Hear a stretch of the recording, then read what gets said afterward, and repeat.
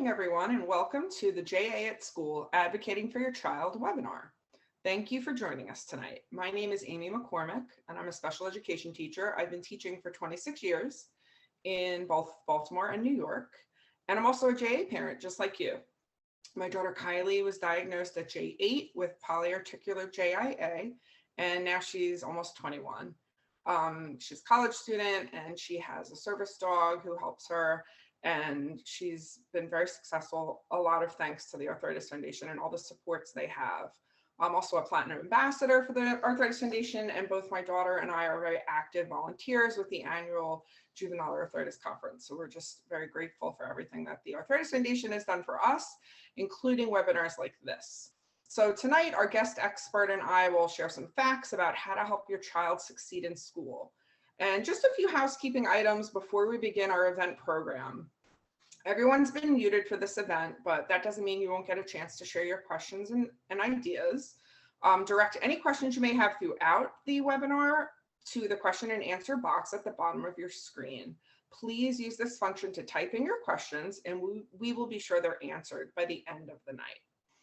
I also want to briefly discuss the Arthritis Foundation's JA Insights page. This portion of the Arthritis Foundation's website is how they gather information in order to know what patients and parents need from them.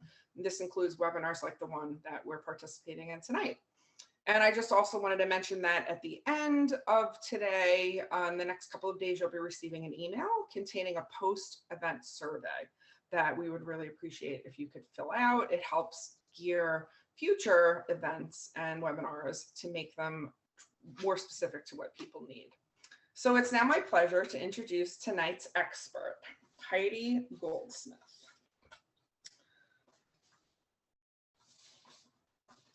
Heidi is a special education attorney for Bradley Goldsmith Law, LLC. She's got more than 2 decades of experience. Some of Heidi's accomplishments include parent attorney representative to the Stakeholders Council through the Office for Dispute Resolution. Heidi is also a member of the Professional Advisory Board, specifically Learning Disabilities of America. And with that, I'm going to pass it off to our expert tonight, Heidi Goldsmith, Esquire.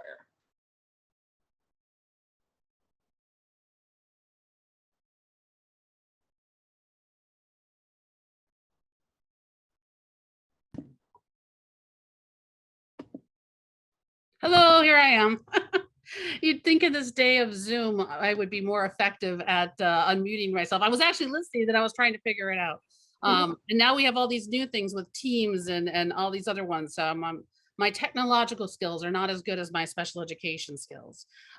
Okay, well, thank you so much for having me. I have had the opportunity to work with the Juvenile Arthritis Foundation many times, and in all candor, it has always been a really wonderful experience. Tonight, we are heading back into school. I'm a parent of 3 kids, and I can tell you that 2 of my children, one has a 504 and one has an IEP, and this is obviously a time of kind of stress and trying to get things back in order. It generally is, but I will just say, although we are kind of hopefully, and I'm knocking on wood somewhere, virtually, that we are kind of over the bulk of the COVID issues. Obviously, in terms of the medical issues, we are still dealing with a lot of fallout from the COVID and the teacher shortages and other things that are going on. So this presentation is really going to focus on 3 key takeaways that I kind of want us to hopefully walk away with. One is just kind of a general understanding of IEPs 504s, then kind of what accommodations there are, not only kind of the general accommodations for JA that are most commonly seen in other 504 IEP plans, but then also some additional accommodations we have to be thinking about still with this post-COVID situation for possible medical flare-ups in the COVID numbers and or teacher shortages. And then, lastly, also going through some new topics that are on the forefront. One of the bad and good things about this area is that we've started to have a whole bunch of new things that have popped up that previously, having the 2+ decades that I have, we have never had to address before, but that's caused a lot more guidance and things to be shifting. So first, let's talk about what an IEP is. Okay, an IEP is an individualized education plan, and it really is supposed to be not a cookie cutter situation, but tailored to that unique needs of a child. It is what's known as FAPE, which is a free at no cost to parents, appropriate public education. And the law that kind of governs this is the IDEA. And that is a federal special education law. So it does cover, anywhere within, the United States, and it's a federal law, covers everyone. When we're talking about IEPs, if you go to the next slide, what is different, and this is kind of where we're going to start, is who is eligible for an IEP. To get an IEP, you basically have to fall into one of these specific enumerated categories. And my recollection is there's about 14 of them. And they're very specific as to who they address. But in addition, you also have to be in need of specially designed instruction. Now, people often ask, what is specially designed instruction, and how is that different from what you can get under a 504 plan? Under a 504 plan, it really is supposed to be about accommodations. Specially designed instruction is where you're actually having to change the instruction that the child's receiving, not just kind of accommodating a child. And let's go to 504, the next slide. When we think about 504s and IEPs, and most kids with JA have 504, but I know you guys can see my screen, hopefully. When you think of 504, it is a huge circle, okay? And IEPs are a smaller circle within that. So if you have a 504 for JA, but then you learn of other situations that your child has, maybe attention deficit disorder, a learning disability. A lot of kids have been suffering with a lot of depression and anxiety. We've had a skyrocketing in social emotional concerns because of, post-COVID. So really all kids with a 504, all kids with an IEP also fall into the 504, because a big plan's 504, but an IEP is within that circle. So a lot of times, if the things have been progressing, you may be moving, and we'll talk about that, moving into an IEP plan. But what a 504 plan is: services, related services like speech, OT, PT, changes to the learning environment, and other accommodations and supports for that child in a public school system. It is also provided at no cost. And one thing I want to point out is, if you can see, and this was kind of a specific reason to put it in here, Section 504 of the rehabilitation is also a federal law, and it has actually been on the book since 1973. IDEA went through kind of an evolution and really didn't come into the realm of the existence that we are seeing it now until about 1997, 98. And then it kind of revamped itself in 2004. Now it's supposed to be going through a revamping already. But so far, very little movement has happened on that forefront. If you could go to the next slide, please. And again, who is eligible for a 504? Now, remember, with an IEP, you had to have a specific category, and you had to need specially designed instruction. It's completely different under 504. It's any child with a disability that interferes with a major life function.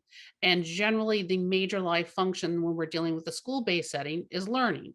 But it could be attentional issues, physical issues, and it is, again, any disability that interferes with a major life function.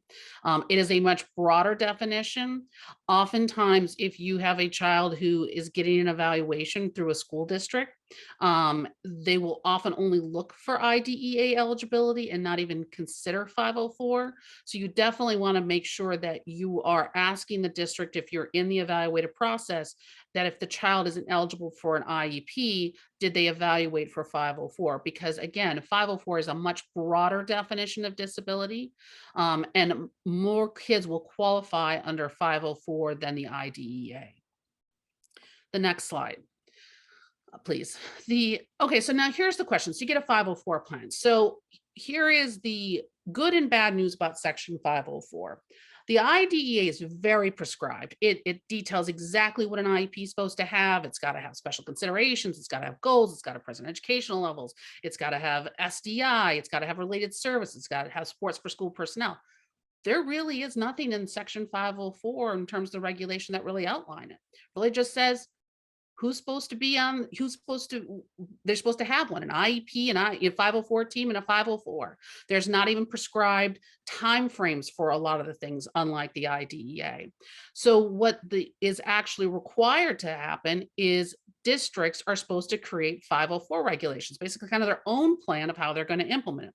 Now, 504 does say if you are meeting the requirements of the IDEA, you met the requirements of 504, but it's not required to do the IDEA. So many districts will follow the timeframes. For example, if they have a situation that they evaluate every 3 years, they have in their 504, kind of prescribed procedures that they'll evaluate every 3 years.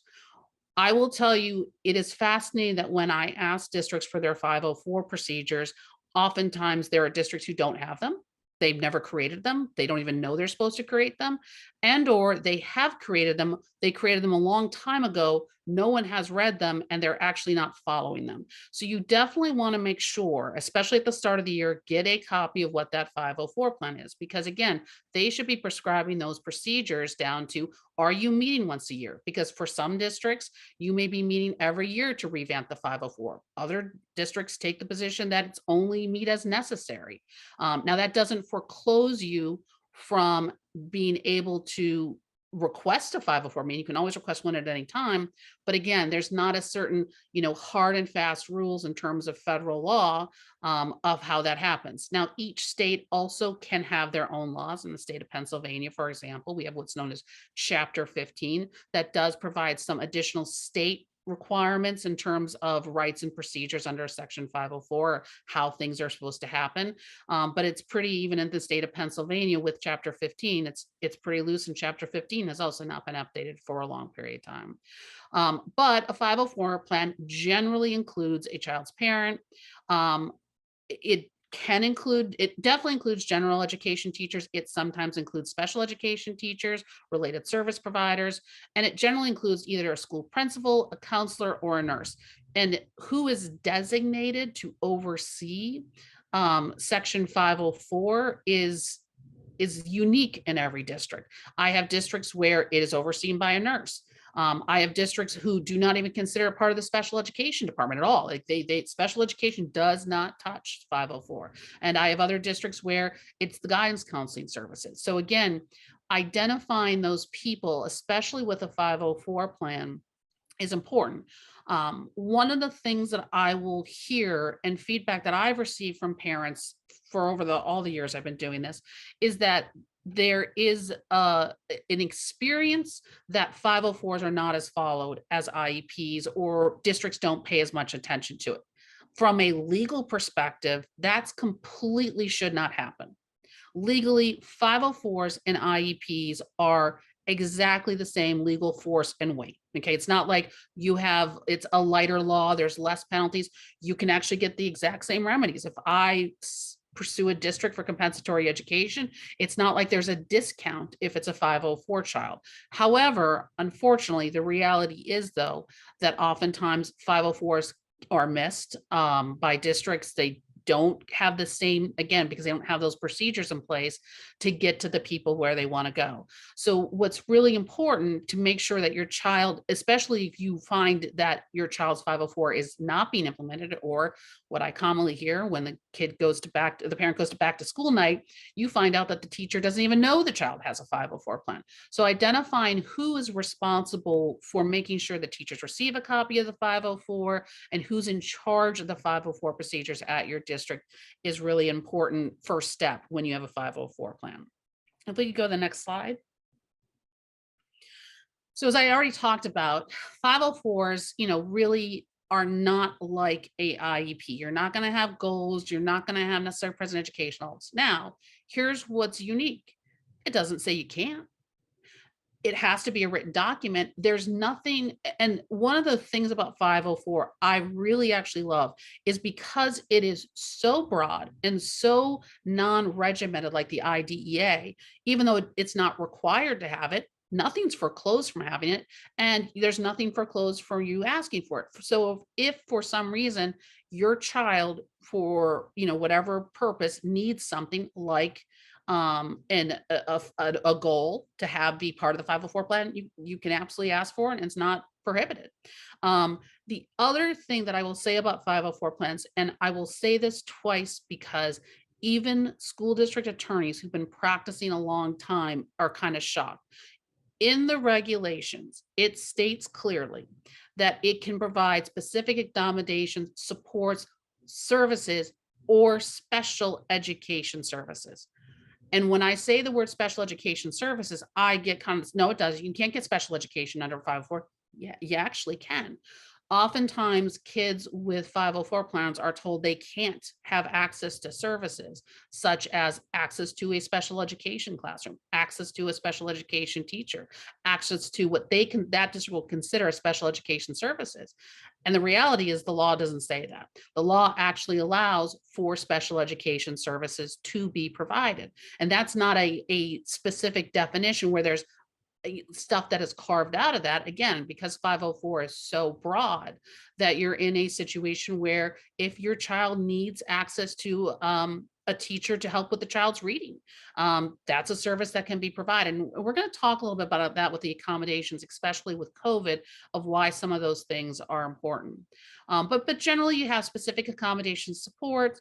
You have the names of the people who are providing the services and the person who's responsible for ensuring the plan is in place. Usually that's the person hosting the meeting. But again, you want to make sure you have those, especially if you're in a district where you're not meeting on a yearly basis, that you're making sure that when your child's especially transitioning to a new building, between elementary and middle school and high school, and that's generally where a lot of parents 504 plans will get lost. Things don't get transferred well. Things fall through the cracks. So especially if you're in some of those transitional years, you want to make sure that you're taking care of that proactively, like now, sending an email to figure out who's responsible, making sure everyone has everything. If we could go to the next slide. So an IEP or 504 plan. It really depends on what your child needs. I mean, I have had, from my own experience, I had a child who, and he has JA, psoriatic arthritis, and we had also had learning disabilities and speech and other stuff. But he's now at a 504 plan, and it really became a judgment call as at the point in time when he really no longer needed the direct instruction components and the reading, writing, and speech, and he really just needed the accommodations, which is when we switched to the 504 plan. And I will just be, it is important that your child, especially if you're moving, sometimes when you kind of conclude an IEP, kids still might need, as I say, something to keep them supported. For example, my son absolutely needs extended time.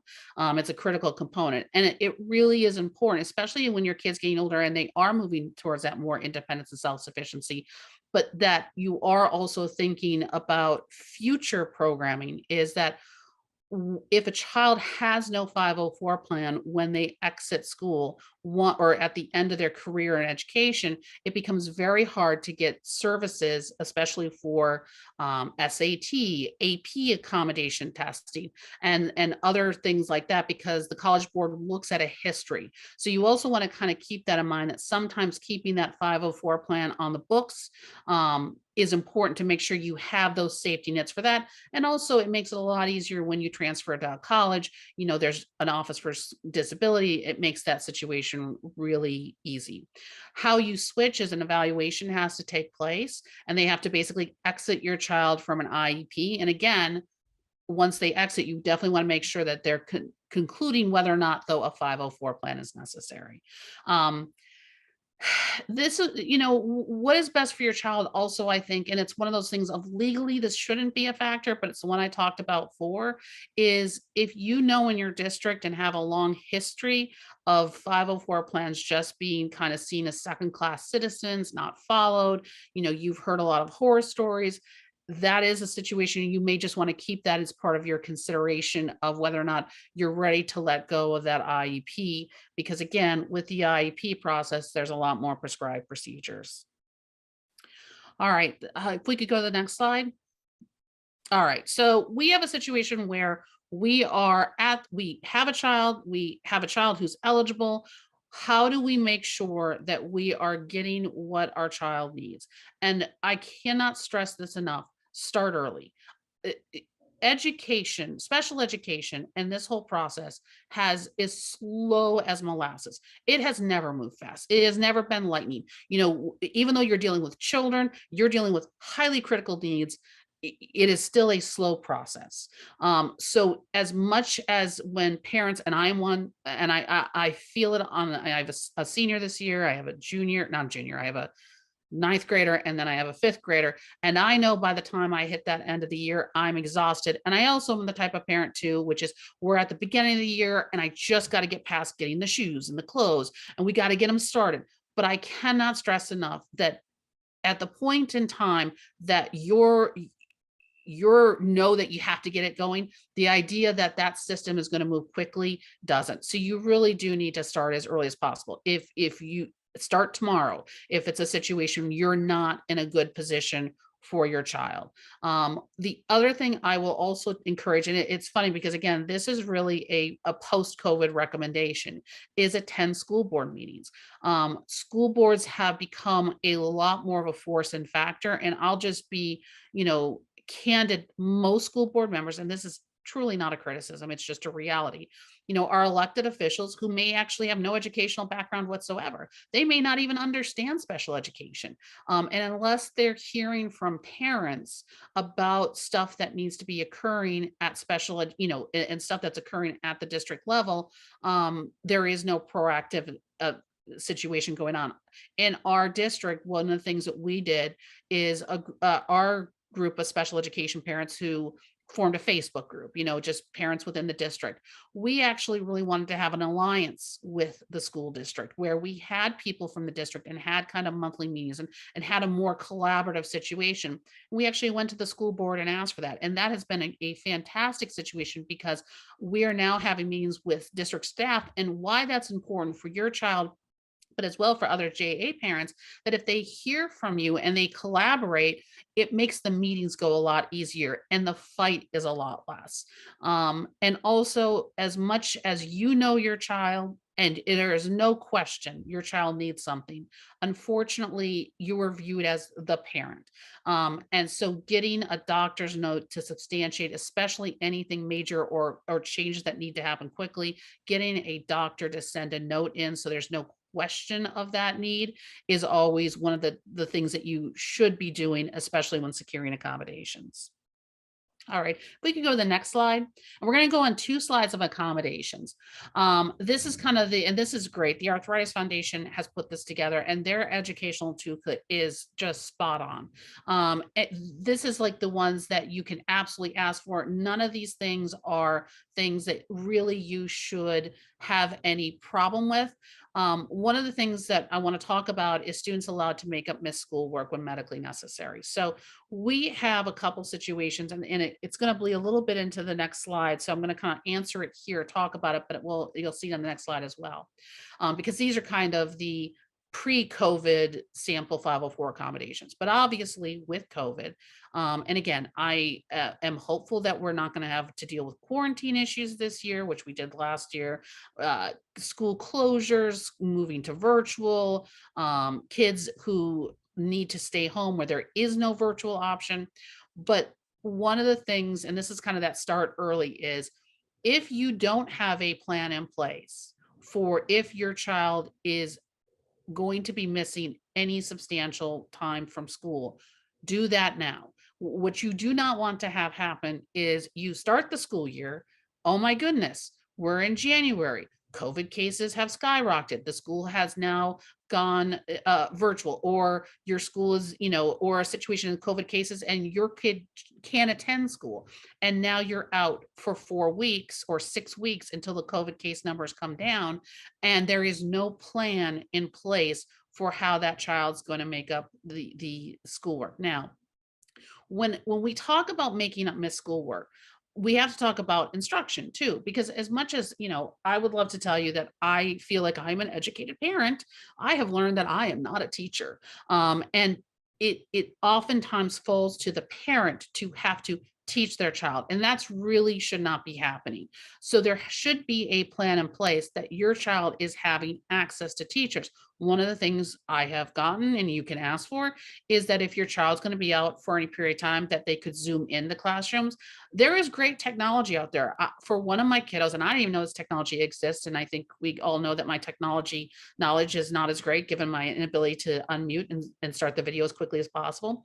But they actually have this robot, and school districts have them, at least in Pennsylvania. So I'm assuming it's a technology that's not unavailable elsewhere. And the robot will actually attend the classes, is placed where the child would sit. It will actually rotate the iPad or the computer screen. I haven't seen it in person, to where the speaker is speaking. So it is almost like your child's attending that class, but in a robot's body. But the head can be, your child's head shows.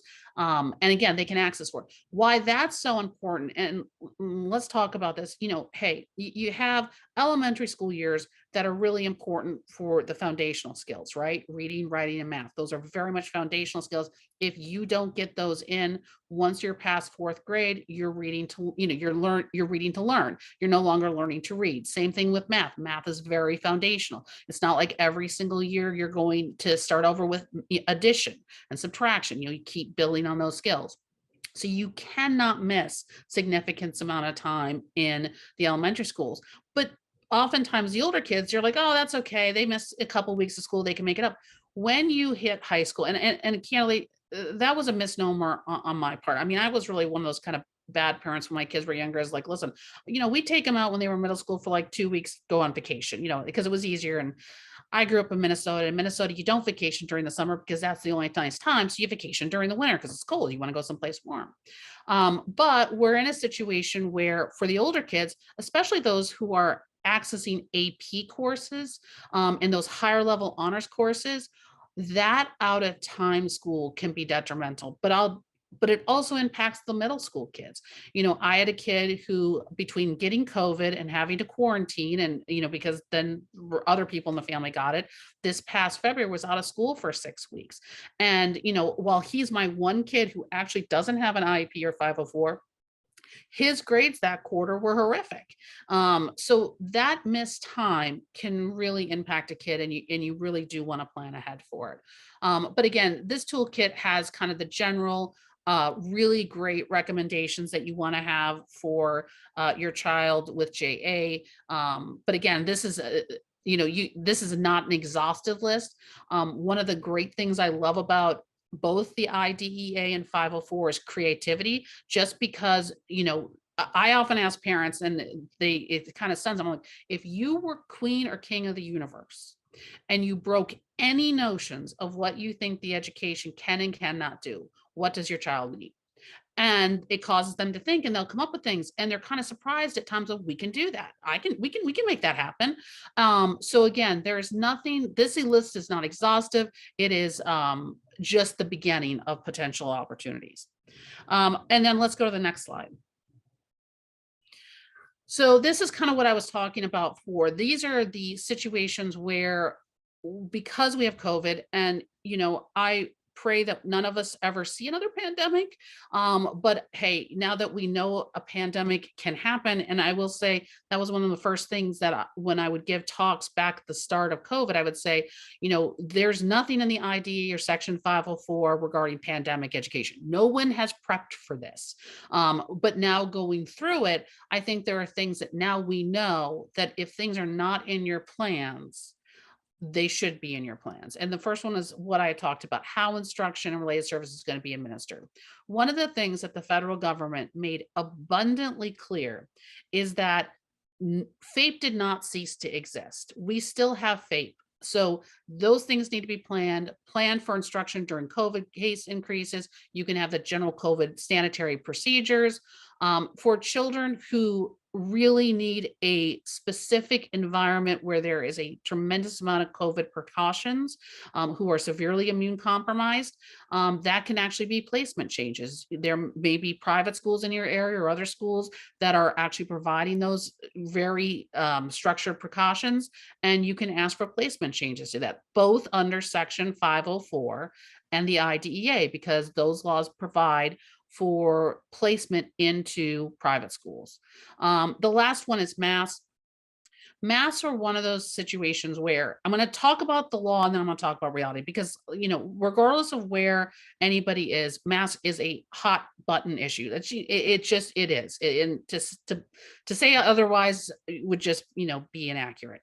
So what can you do regarding masks? Well, I'm going to first talk about the federal government. The federal government has come out on guidance directly from OSEP, very clear that keeping kids in a regular education environment is the number one priority. And they specifically said if that requires, district-wide masking or, classroom-wide masking or, large-scale masking, that those are reasonable accommodations to be providing for kids. So in terms of the federal government's guidance, those are a reasonable accommodation to ask for, not just for masking for your child, but for other people in the classroom. Then let's talk about the federal law. There was a tremendous amount of masking lawsuits that happened across the nation. And generally there is some kind of, there is not a 100% one-way victory or loss, but I would say the overwhelming majority of federal court cases found that masks were reasonable accommodations and ordered masking to occur in districts. It occurred in Pennsylvania, it occurred in Tennessee, it occurred in many districts in Pennsylvania. And they also found in terms of states that were Virginia had also found that that part of the law didn't apply for children with disabilities. So you can ask for it. We all do need to be cognizant of, unfortunately, there is, there was a neighboring school district where a child with asthma sought masking. The federal court did order district-wide masking. And listen, I was on Facebook and we're all on social media. Well, most of us are. And there was a lot of backlash. So can you? Yes, I do think it's just something where we all just need to be knowledgeable about the fact of, what that can entail, at the end of the day. But again, in terms of everything, in terms of guidance, the federal court decisions, and where we're headed, that is something that is seen as a reasonable accommodation. All right, if we hit the next slide. All right, so these are new issues that we absolutely have to keep your eye out for. And the first one is the number one most critical one. And, I put teacher shortages in here, but it's really staffing shortages. And that includes related service providers, lunchroom people, one-on-ones, nurses. I mean, it's not just teachers. What is happening across the nation is a couple things. One, they are doing situations where they're just grouping kids into large, like, auditorium or lunchrooms and having one teacher sit at the front and kind of monitor everything. They are having what's known as school monitors. Those are parents usually or people within the community who come in for the day and aren't supposed to technically teach, but monitor a classroom. And in certain states like Florida, they're lowering the teaching certification requirements. They're actually allowing you don't have to have any teaching background or teaching certification or teaching degree. As long as you are a military or military's spouse, you can teach in Florida. And that's, again, probably going to be happening further wide to address the staffing shortages. That will absolutely impact kids with disabilities to a huge extent. One, it's going to impact their ability to get services. It's going to impact the quality of services. And candidly, one of the things that's always concerning is you now have a lot of people within the community who may be going in as school monitors, who are now potentially having access to your child's private disability information. And the reason FERPA, which is the Family Education Rights Privacy Act, that keeps that information confidential, one of the big hammers and why that is so followed by districts is because the worst thing that can happen to you under FERPA is that you are no longer have access to confidential information. Well, if you're a teacher or a principal or a staff member, that's your career. It's gone. But if you're a school monitor where you're a parent who this is just something you're doing for fun or just because you want to go in and support. But if that person, well, they can't be a school monitor anymore, but there isn't that same hammer. And unlike IDEA in Section 504, I'm not going to get too legally clinical with you, but you can't really sue the district if that happens. There's no real legal mechanism under FERPA. There's what's known as no individual entitlement, where you do have an individual entitlement. So really, the school district can be punished by like not getting, no nos, and that person's career can be over. But again, that hammer is gone. One of the very huge problems about this is not stuff that's communicated to parents. Most of these situations, you do not know if the teacher in your classroom, they're not proactively telling you, hey, just FYI, the teacher in, little Billy's classroom this year is a military spouse, no teaching background, just wanted you to know. Or, hey, just FYI, for the past week, your child's been in a lunchroom all with just a computer and a teacher monitoring. Or the person that's been in your classroom, 40 times this year is a school monitor. And what happens during this, and what's going to happen, no question, is that when your child needs that accommodation, that they say, oh, I need to go, take a break, or I can't finish this writing assignment on time, or whatever the situation is, if they don't have access to the child's accommodations, they're not going to get it. Or there's a situation that might not be implemented correctly, and it might not be understood correctly. So what I will say to everyone on this call, if you have a student with an IEP or 504, you need to be starting thinking now about when, if you want to be told about that, because you can put that in a plan that you will be notified if that occurs. Okay. And then two, how you want that addressed. Because if your child's not receiving those services during that time, or they're not receiving the appropriate services, that needs to be made up for in some capacity. Okay. So that is all things that, as all parents, we need to be thinking about, because I will tell you, the staffing shortages right now in education, I think, is the number one problem that we're going to be facing this year. The second thing is, and this is really important, is there are new 504 regulations coming, and this is 40 years in the making. This has not happened. The fact that they announced it, we are all breathlessly awaiting for it, the final versions and what's going to happen. But there is some, they are seeking guidance. So if there is any parent who wants to provide that, it's right on OPSIP's website. You can Google new 504 regulations. There's links there of how you can provide commentary to the proposed regulations, and or what you think needs to be in the regulations coming down the pipeline. The other thing that came out in February of this past year, February of 2022, was 504 COVID compensatory services guidance from the federal government. And why that's so important, and it's why it's so important for every parent here, is if your child missed services due to COVID, going back, 2 years, we can go back 2 years. So it's not just, oh, did it happen the past couple months? Your child under 504 even are entitled to COVID compensatory services.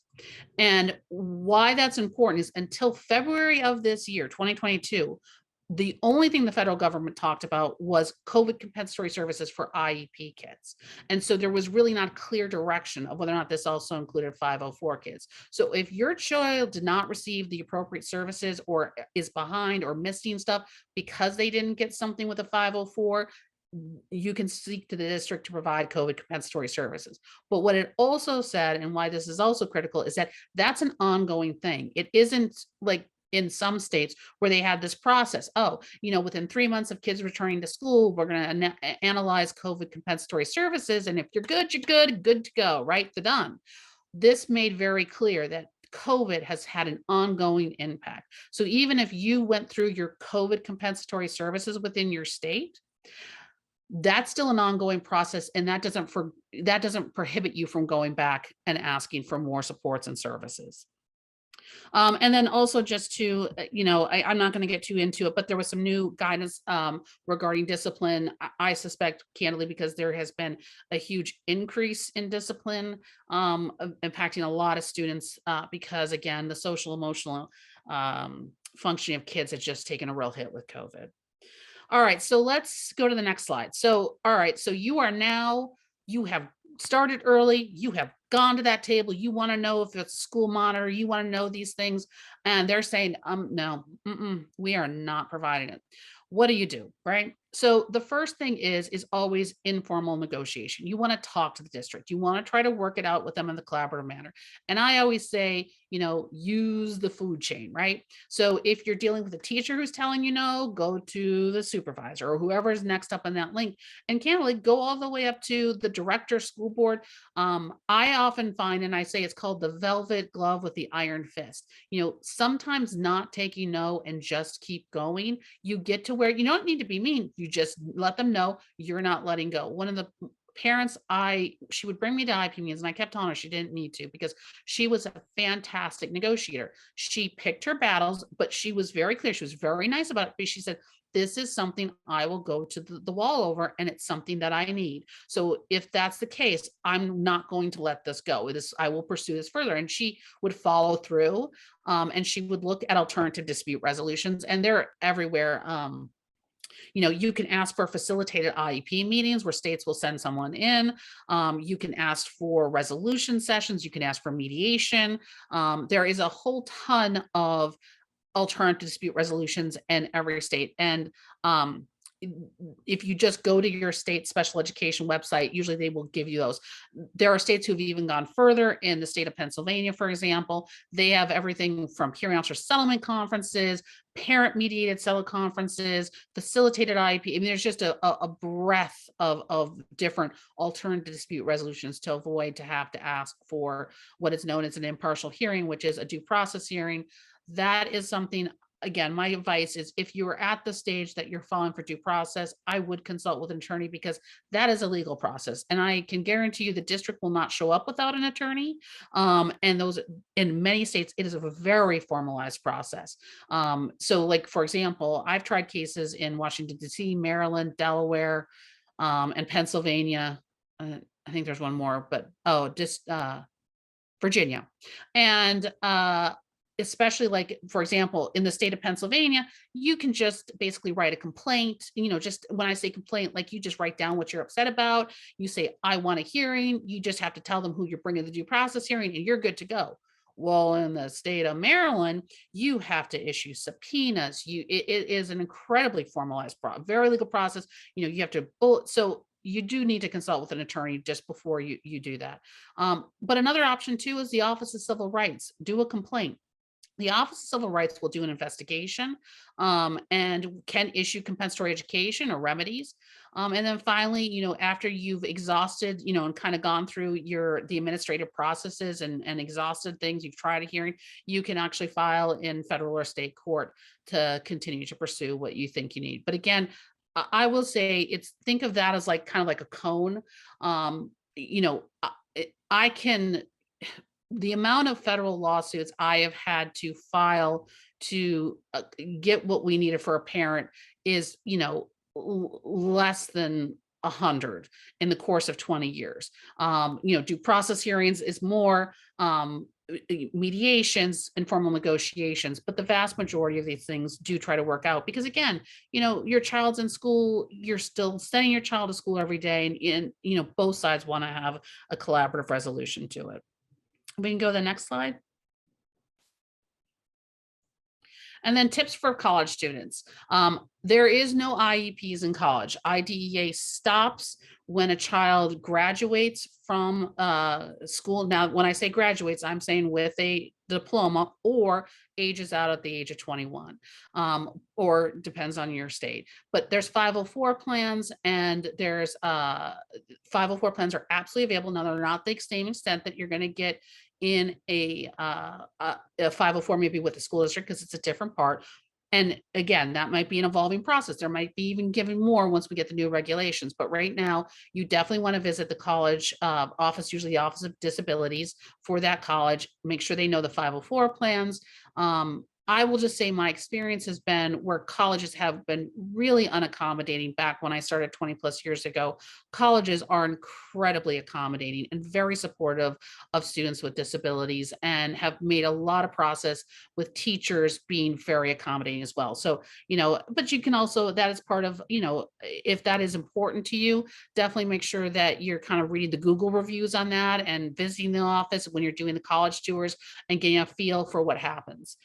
But again, you also want to make sure that you're starting that process as early as possible when you're talking with kids, because you obviously don't want to have a student where that's not part of the consideration, where it needs to be part of the consideration. And now we're in a situation where that's not planned for. And I'm just going to give you I have a senior this year, and he could care less about whether or not the school district or the colleges do well with accommodating disabilities, but he is very important of whether or not they have a sports teams he can root for. So as parents, we still need to be mindful of that part of that evolution and that thought process. But that really kind of covers, the major topics I wanted to hit tonight. I have to tell you that there was some great questions, and we can go to the next slide, that were submitted. And I'm not sure, Amy, I know that you had some great ideas too about some of the answers to those questions. So I didn't know if we wanted to move into that realm. Yeah, sure. And you actually was a great segue. We'll take some time to answer questions now. I'm sorry, I'm not able to turn my camera on. I'm so sorry. But just as a reminder, a lot of people have been typing their questions and answers, or their questions in the, thank you, in the question and answer box. If you would like to, as we're talking, if something comes to your mind, please type it in.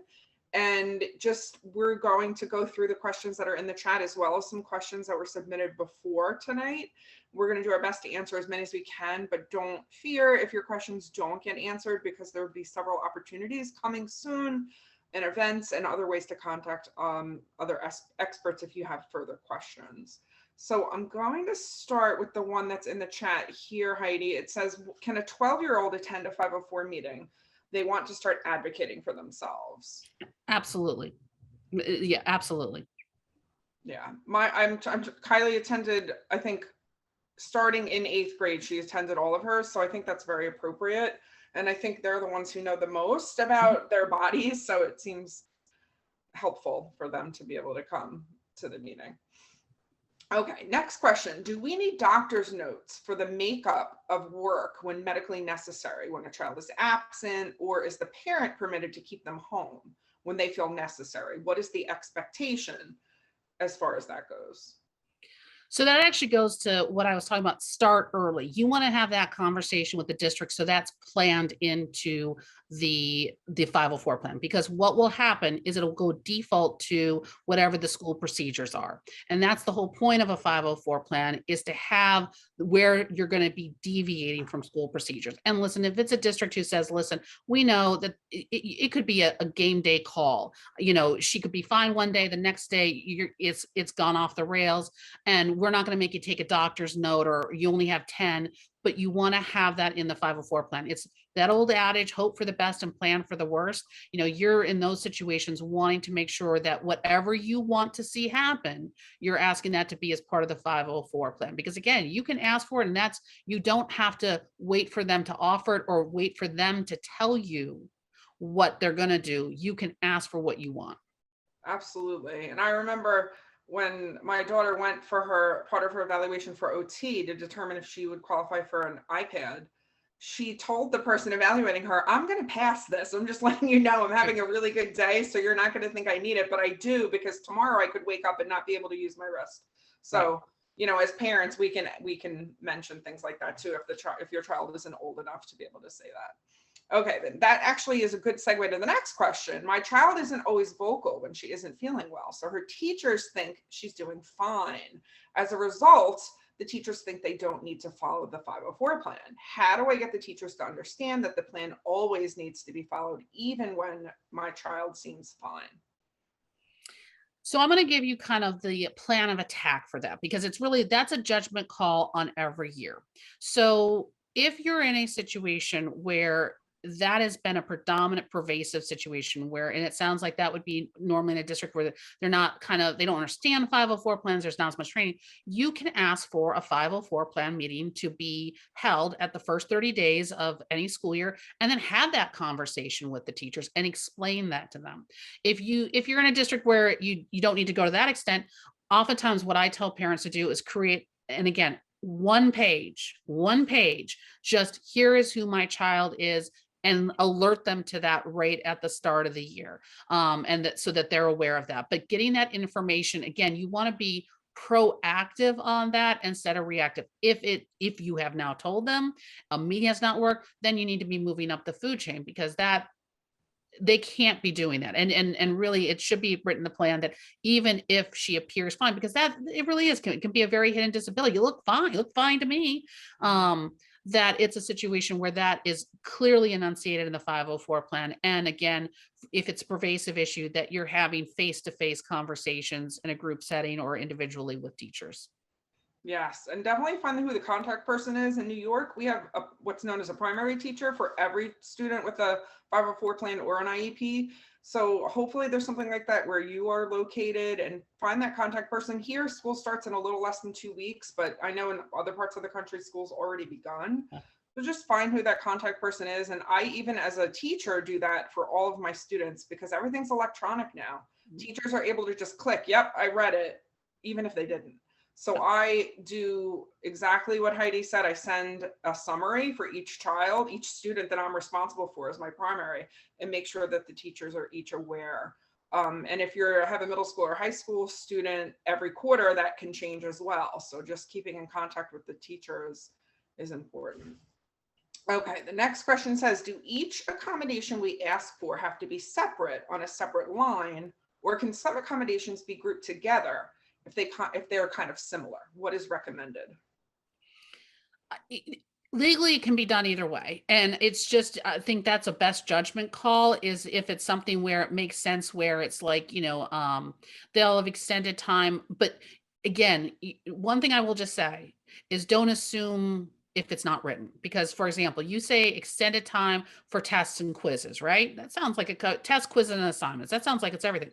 But there are other things that the teacher might say, well, that isn't I don't consider that a test, quiz, or an assignment. That's a classroom activity where then therefore that accommodation doesn't attach to. So you want to make sure that you're being very specific, even if you're grouping things together, that it covers everything you want to cover, and not assuming that because you're dealing with such similar things that it naturally will cover everything. Because if I read that, I would assume, hey, it's going to cover everything that child touches. But you want to just make sure that if you're grouping, you're not still missing something. Definitely. Okay, the next question, and I think this goes to when you were speaking to the difference between an IEP and a 504 plan. So the question is, my daughter has an IEP. We added accommodations for her new RA diagnosis, but should she also consider getting a 504 plan before she goes to college? So usually the process is you don't need to do that as long as you have an IEP. And what is actually important, then I'll just be candid, is not necessarily transitioning to 504, because you don't need to do that. You can just take your IEP. But usually when you're hitting colleges, you want to have recent testing done.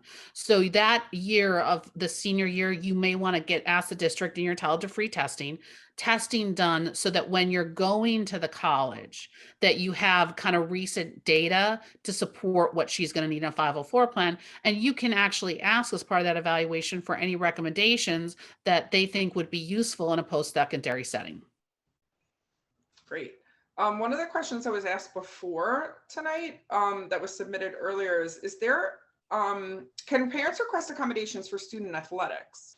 My child is on the swim team, so pool exercises are fine, but dryland workouts are an issue.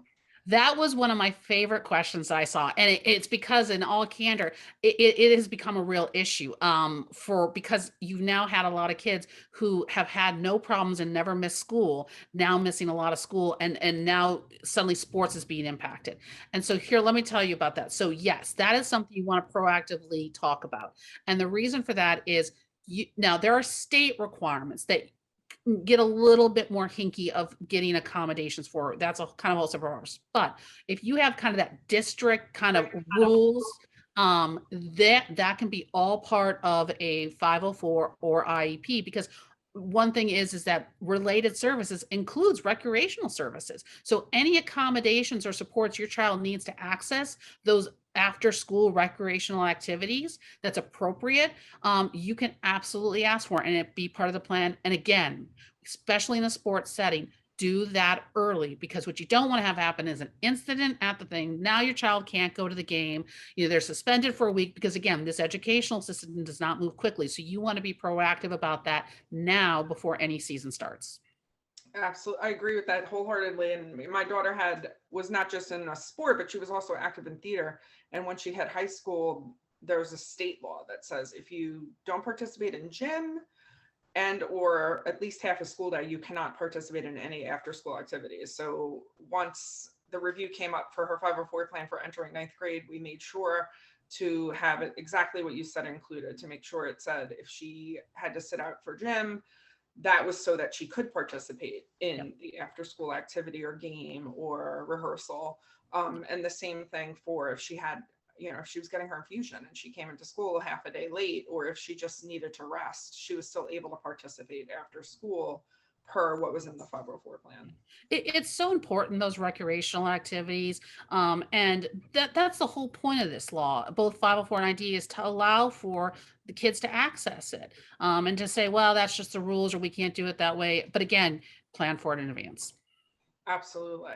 Okay, the next question says, is there any difference for what your child is allowed by the law if they are homeschooled through an online school? How can someone get assistance with this process for their child? Okay, so one of the things is when we say the term homeschooling, we have to be kind of, there's a legal definition attachment to that. So if you are talking purely homeschool, your child is not registered with any public school entity, because there are a lot of public schools that are virtual. Or my school district actually runs a virtual school. So if you are truly, you're the sole one responsible for educating, or you're using online supports or stuff, but again, it's all private. That really, unless that online school, and I would doubt it does, takes federal funds, there is no IE or 504 process. IDEA only applies to public school entities. 504 also applies to private entities that take public or federal funding. Okay. So if what I was thinking it was saying is that there are online schools that are public entities, then the exact same processes occur. So, and even though you're virtual, and if you are enrolled in a public charter school virtual academy, you're entitled to every same support and services, whether or not it be 504 or the IDEA, and everything we've talked about stays the same.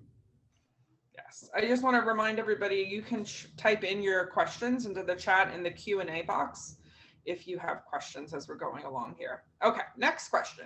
My daughter just started her senior year. Was it required that each new teacher should have received her 504 plan? Yes. Absolutely. And in fact, we need to go beyond that. If there is any person that's going to need to provide an accommodation or support that's going to be, as I say, touching your child, they need to have it. For example, if your child's going to need help in the lunchroom, the lunch ladies need to be informed of, and I shouldn't say lunch people need to be informed of what those supports and accommodations are. So any person that is working or will be addressing your child should have a copy of the 504 and understand what it's supposed to do. And that kind of ties into one of the questions that was submitted earlier. How can I ensure that my child's 504 plan is being implemented by all administrators and staff, not just their assigned teachers? So maybe like some specific suggestions of what they can do to make sure that happens. So a couple things. One, send an email. If you don't get a response or it's not, being done, I would call a meeting and you can ask for all those people to come. I've had parents who've actually asked for superintendents to show up at meetings because they want them to hear that this is a pervasive issue. And candidly, you can go to school board meetings and say, listen, I've asked for a meeting. It's not being done. No one's responding to me. And it's a real problem. And I'll tell you this, and I think, Amy, you probably know this both as a parent, but also as an educator. The number one thing that will set a parent off is not when they feel like that they don't care about their child. Like when a parent doesn't, so that, if there's no response or that's where parents, it really causes parents to move forward and to pushing the ball forward. But again, pushing the ball forward and filing for mediation. If it's really bad and it's not happening, file for mediation, bring in a state, mediator to talk to them. One of the things you can actually ask for at a due process hearing or even through mediation is training. You can actually say, listen, I want there to be ordered, or that they agree that they're going to bring in people for training. You can actually ask for that as just part of your 504 IEP, that there'll be, staff training, you put under school sports personnel, or, under just generally in the IEP, that every staff member will undergo training in JA and the protocols surrounding them. And it's frustrating as a parent, because sometimes it feels like you don't have the power, but really you have the most power of anybody, Right. because of these laws. And if the school is denying even just simply a meeting, I know a lot of times happened with my own nephew. My brother and my sister-in-law requested a meeting, and the school said, no, we tested him and he doesn't need anything. Right. But they have 30 calendar days to respond with a date of that meeting. Yep. And another right as a parent you have is you can table any meeting. You can say, I'm not happy with how this meeting is going. I want to come back with an advocate. Mhm. And even if the advocate is just your neighbor, your friend, your sister, and they have to reconvene at another time. Yep, absolutely. Okay, next question. For a child who gets weekly or biweekly infusions, what are the ways I can push to get my child the one-on-one help they need? What are accommodations I can ask for when missing this much school? So first you want to have I would get a doctor's note that they need weekly infusions, and that the district needs to provide, supports and services for missed work. But that's part of their entitlement to FAPE, a free appropriate public education. If they're missing school, that needs to be in their 504 plan. What is the plan of how that's going to be administered? So that's a discussion that then needs to be in writing. And if you're not satisfied with it, again, move it up the food chain, talk to a supervisor, and, or again, alternative dispute resolution. One of the things I will say, as negative as I have been about COVID during this whole conversation, there has been a real opening of opportunities to do things in more unique technological ways that pre-COVID, I mean, you wouldn't have, it would not have even been a thought if you had a kid on a homebound situation that virtual was an option. So you only had, if a live teacher would come out to the house, but you have virtual options now. It's actually allowed in some districts where we had situations where they only had a specific teacher trained in a program in the middle school. And I had a high school kid. Well, they can't, they're two different buildings, they can't move. Well, we actually do those sessions now virtually with the program.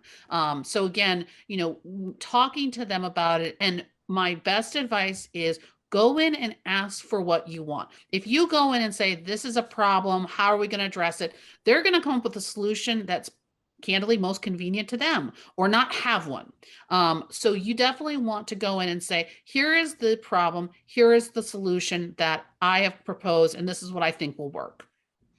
And I would suggest you just finding out what the policy is in each individual school, because my daughter's middle school required a note every year because their policy was no backpacks in the hallways. And she needed a backpack. She couldn't carry all those books. And it was fine, just wasn't allowed to be on the 504 plan. But every year the rheumatologist wrote a note that said she had to have a backpack. Same for the wheelchair. The pediatrician actually just wrote a note that said sometimes she may need to use it. The elevator, same thing. And as far as absences go, we have, our law says they have to have, I think it's like 10 consecutive school days absence, and then they get 2 hours of home instruction, something like that. So obviously a child with JA probably won't have 10 consecutive absences from school, but they'll be sporadic. So the wording on my daughter's 504 plan was 10 days regardless of when they were. And after those 10 days of missed class, she would get those 2 hours of home instruction to catch her up. Right. So, okay. The next question, if the IEP is unrelated to the diagnosis of RA, do they also need a 504? Example, student has been receiving services because she is eligible as speech impaired. Services have only been addressing articulation errors. Recent diagnosis of RA was added to the medical section and accommodations were added. Should a 504 only be considered or written when she is dismissed from special education? So generally when you have kids who are duly eligible, and there's can be a couple different, usually you just do the IEP and then you shove everything into it. And then when the child, for example, this one's a great one example of a speech situation, when the child's ready to be graduated because of an RTIC issue, then you would then move to the 504 plan. But that's one of those things, got to watch that, because sometimes I'll go, oh, look, no longer eligible for any services. And that's kind of what I talked about before, is that you definitely want to make sure when you're going through that evaluative process that you also in writing ask them to evaluate for eligibility under 504 and then, for the JA needs. So, again, because you're going to have a speech therapist who's going to say, all the artic issues are great, we're good to go, she's dismissed. So again, that's something to be proactive about as part of in the evaluative process. Okay. The next question says, how frequently should 504 plans and have meetings and check-ins be held at school? I want to make sure the school is taking my child's diagnosis seriously and going through with the accommodations. So, I mean, again, that kind of goes back to what I talked about. From a legal perspective, that's the procedures that the district has. But from a practical perspective, there's nothing that prohibits it. My advice, and I think probably anyone's advice who's in, you should ask for it once a year. Kids change, needs change. And it's good to get the team back, because the other thing too is, especially as your kids get older, you don't necessarily have the same kind of perspective of how your kid is in school, or in hearing teachers of kind of feedback of what they're seeing, I find to be really important, because, I have 3 boys, and, how was school? Good. That's the extent of information I get. So hearing it in school, from teachers of, how they're being seen, what they see as struggles, how he interacts, because one of the teachers, because of course, my kid, I don't need extended time. And then when I was at the meeting where we're switching to the 504, the teacher says, oh, he absolutely needs it. She goes, even when you ask him a question, he rolls back, and you can see the process working for even him to get it out. She's like, he does need that extra time. So again, just having that teacher yearly input, I think, is really important. Absolutely. Especially if they're transitioning from elementary to middle school or anything like that. Okay. How do I teach my son to advocate for himself when he wants to appear normal? Are there subtle ways to get the teacher to notice? So one of the things that I will tell you, that psychologists I have worked with, and something I did with my own son that worked really well, and this is not a universal, was when they got to be older, the school psychologist and the independent evaluators I work with, always strongly with the older kids, want to sit down with them and go through the reports without the parents involved. Because they have a way of communicating. And it happened when my son was in 5th grade. And I was a little concerned about it, because but listen, psychologists are experts. They do a really great job. She had him walk away from that report feeling great about his strengths, not bad about his weaknesses, and really knew what he needed to do to advocate for himself. And he kind of lost that whole situation, because he had before been very much articulating to me, it's not fair. I just want to be normal, which again is a very normal feeling. So again, there are ways. Now, for some kids, that might not be the right thing to do. So what we create is like silent situations, like maybe a card on their table that they can turn from red to green, or a special hand signal, or a buzzword, something that doesn't erase alertness or awareness or anything like that. Code word, like I need to use the restroom, something like that, that the teacher knows, oh, if I hear that, or I need a pencil, something like that they can do. So there's ways to still keep it hidden that they can learn to advocate for themselves. But I also encourage at some point in time for them to sit down and really kind of learn about it. Again, it really comes more useful, not from you as the parent, but really from kind of an expert who's really able to create a positive situation for them. I've seen, just like my green Live Yes bracelet here, different bracelets, and, the child can even pick the different colors and what they represent. And green could mean I'm having a great day. Yellow, I might need some support. Red, I'm in a lot of pain today, something like that. Yeah, that's great. And I also have my students who need extra time hate that their peers know that they need extra time. So they write NMT at the top of the paper, need more time. And then nobody in the class knows. And then it goes in my mailbox from the gen ed teacher, and then they get their extra time with me. So you can even do something like that. They can email. I mean, now with everything that's been happening, a lot of kids have access. Our whole school district, everyone has access to a Chromebook. So you can email the teacher and just say, I'm not having a good morning. I don't really want anybody to know, any of my friends, but just want to let you know. Or write a note, write on a sticky note, put it on the assignment, and let them know. Because I think age of diagnosis is a big factor also. And for some reason, I've noticed in all my years of helping with the JA conference that boys tend to be a little less talkative about JA than girls are. So my daughter, maybe because she was diagnosed young, always has gone up to every teacher and not been embarrassed to tell everybody. But I have a lot of students who don't have that same free will to share with everybody. So I understand the need for something subtle for sure. Okay, the next question: is a 504 a legally binding agreement even if it is not in writing? Well, it has to be in writing. So that's a problem number one.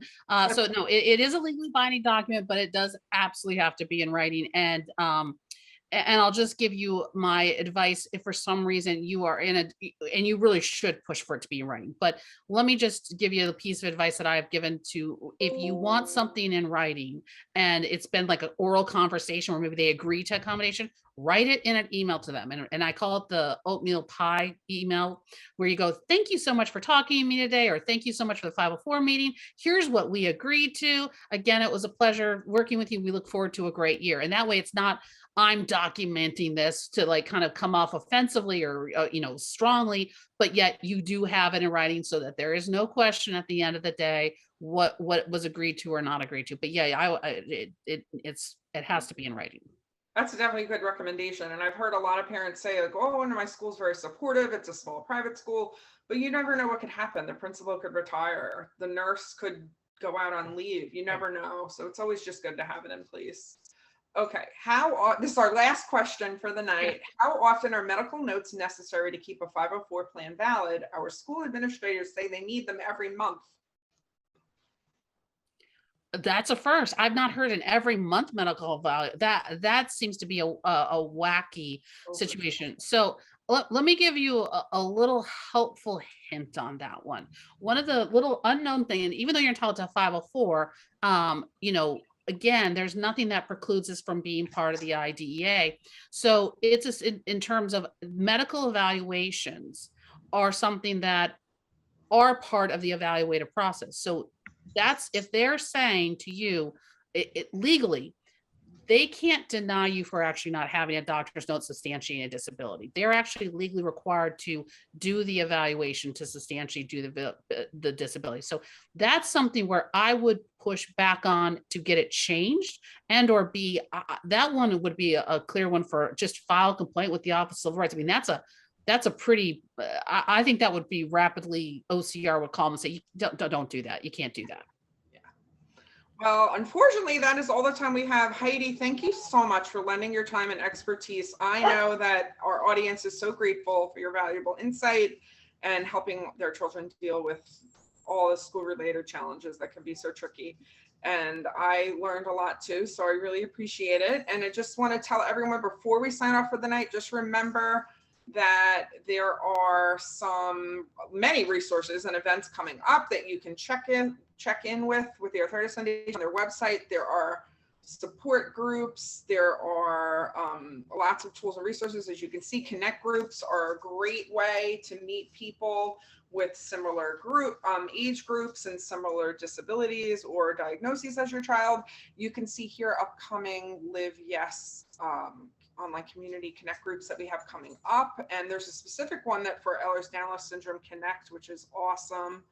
And there's all these resources that you can check with. And don't forget about the arthritis.org insights to take the assessment. That will be so helpful. It just takes about 10 minutes to fill that out. And lastly, don't forget that you'll be getting a survey to ask about your experience. And please be honest and fill it out completely. We really appreciate it. And from all of us here tonight, Heidi and everyone else from the Arthritis Foundation, we thank you so much for participating and all your great questions. And we hope you have a great night.